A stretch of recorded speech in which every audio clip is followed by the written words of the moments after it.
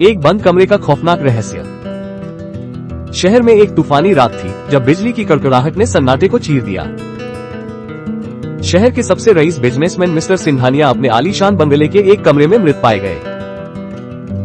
हैरानी की बात यह थी कि कमरा अंदर से पूरी तरह लॉक था और खिड़कियां भी बंद थीं। सिंघानिया के गले पर अजीब नीले निशान थे, जैसे किसी अदृश्य शक्ति ने उनका दम घोटा हो।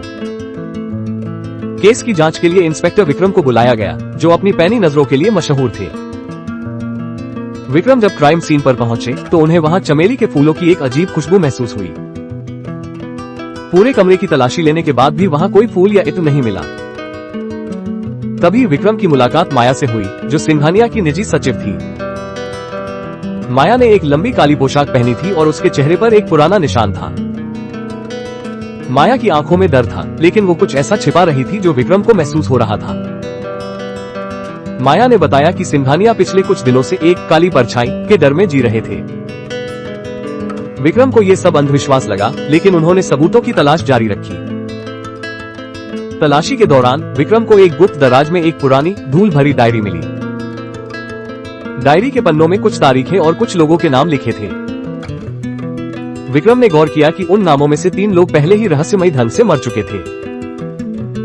अब विक्रम को यकीन हो गया कि यह कोई साधारण मौत नहीं, बल्कि एक गहरी साजिश है। जांच के दौरान पता चला कि 20 साल पहले सिंघानिया ने एक बड़ा जमीन घोटाला किया था। इस घोटाले की वजह से कई गरीब परिवार बेघर हो गए थे और सड़कों पर आ गए थे। उन्हीं परिवारों में एक छोटी लड़की थी, जिसकी मां ने सदमे में दम तोड़ दिया था। विक्रम ने सबूतों की बारीकी से जांच के लिए फोरेंसिक एक्सपर्ट समीर को बुलाया। समीर ने बताया कि गले के निशान किसी इंसान के हाथों के नहीं, बल्कि एक धातु के तार के थे। वो तार इतना पतला और मजबूत था कि उसे इस्तेमाल करने वाला बहुत पेशेवर था। तभी विक्रम के ऑफिस में एक गुमनाम चिट्ठी आई, जिस पर कोई नाम नहीं था। चिट्ठी में लिखा था, सत्य केवल अंधेरे में दिखता है। विक्रम को शक हुआ कि माया इस पूरे खेल का केंद्र है, इसलिए उन्होंने उसका पीछा किया। माया हर रात शहर के पुराने और वीरान कब्रिस्तान के एक खास मकबरे पर जाती थी।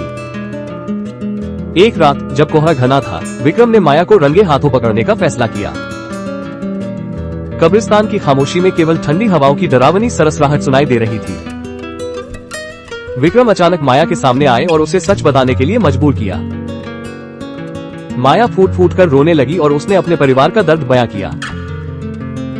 उसने खुलासा किया कि वो उसी घोटाले की शिकार लड़की की छोटी बहन है। माया ने दावा किया कि वो केवल सिंघानिया को डरा रही थी ताकि वो पश्चाताप करे। उसने साफ कहा कि उसने सिंघानिया की हत्या नहीं की है, वो तो बस उन्हें डरा रही थी।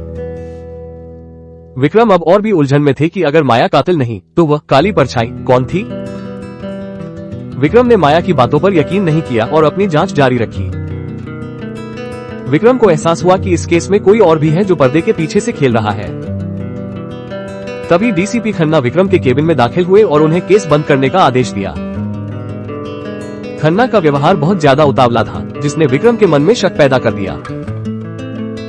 विक्रम ने खन्ना के जाने के बाद चुपके से उनके पुराने सर्विस रिकॉर्ड्स खंगालने का फैसला किया। पुरानी फाइलों में विक्रम को 20 साल पुराने उस जमीन घोटाले के दस्तावेज मिले। दस्तावेजों में डीसीपी खन्ना के हस्ताक्षर थे, जिससे साबित हुआ कि वह भी उस घोटाले में शामिल थे। विक्रम समझ गए कि खन्ना और सिंघानिया ने मिलकर गरीबों की जमीन हड़पी थी। उन्हें पता चला कि सिंघानिया अब पछतावे में थे और खन्ना के खिलाफ सबूत जुटा रहे थे। विक्रम को अब यकीन हो गया कि खन्ना ने ही सिंघानिया को रास्ते से हटाया होगा। एक रात जब विक्रम अपने घर में फाइलें देख रहे थे, अचानक बिजली चली गई। अंधेरे कमरे में अचानक चमेली के फूलों की वही रहस्यमयी खुशबू फैल गई।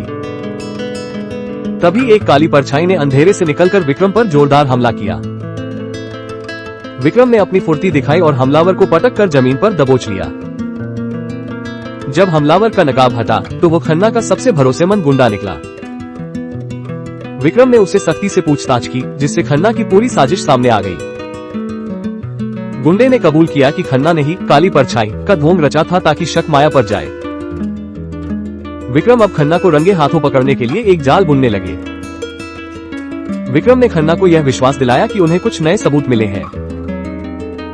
खन्ना लालच और डर में आकर विक्रम की बातों में फंसता चला गया। विक्रम ने चुपके से खन्ना के ऑफिस में एक हाईटेक रिकॉर्डर फिट कर दिया। जब खन्ना को लगा कि वो सुरक्षित है, उसने अपने गुनाहों का बखान करना शुरू किया। विक्रम ने सही समय पर रिकॉर्डिंग चालू की और खन्ना के सारे राज रिकॉर्ड कर लिए। अचानक विक्रम सामने आए और खन्ना को उसके किए की याद दिलाए।